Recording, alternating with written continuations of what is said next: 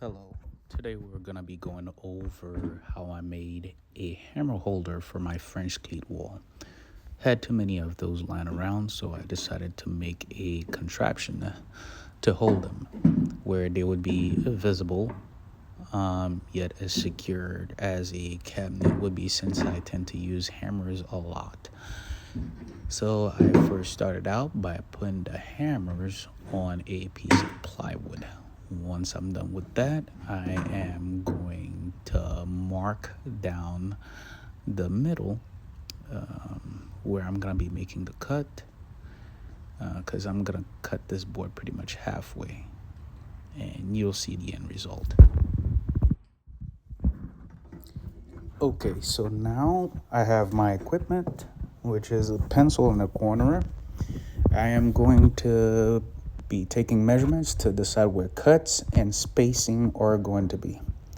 So you can see me already mark the pretty much halfway down the hilt where I'm gonna be cutting the lumber at. And then right now I'm currently measuring the base of the hammer, the metallic part, and I will be combining that measurement with the thickness of the wood to determine the amount of space I will want between the two pieces of lumber that will be creating the front and back of this contraption.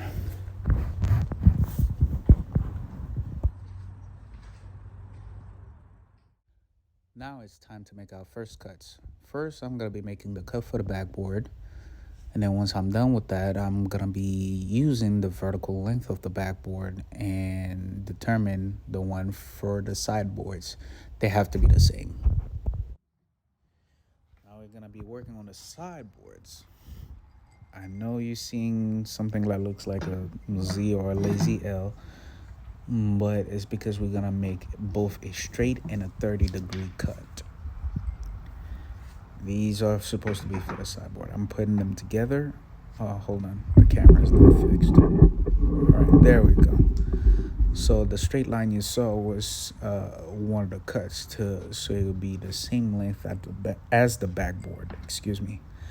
And once that's done, we're gonna make a 30-degree cut to give it that nice aesthetic look. Making sure my blades are on point.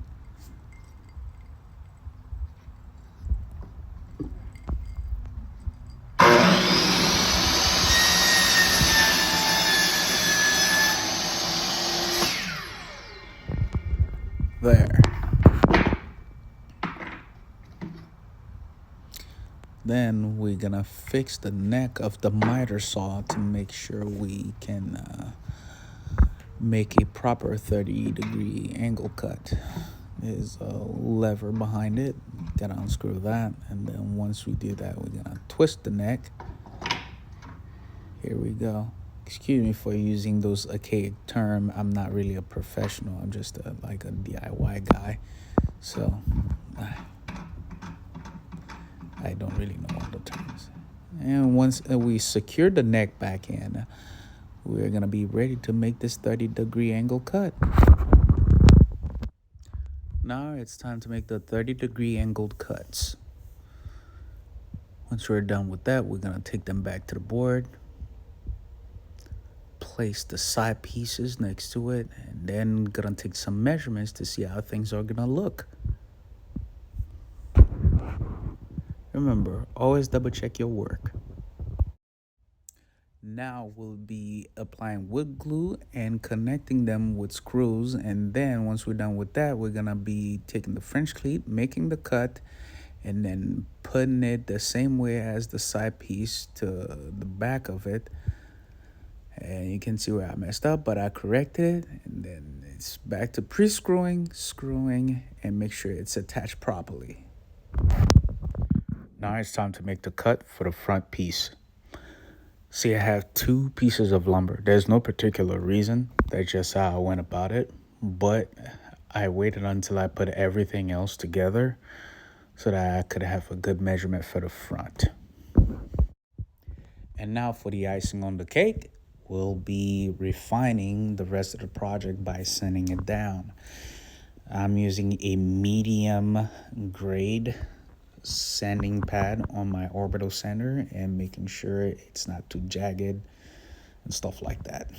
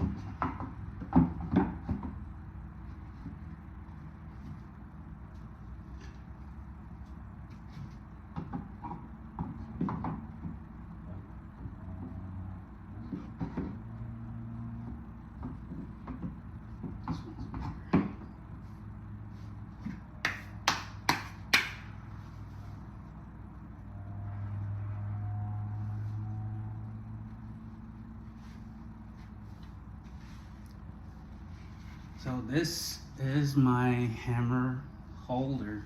It's nothing revolutionary, but I thought I'd share how I went about doing it anyways. Thank you for watching.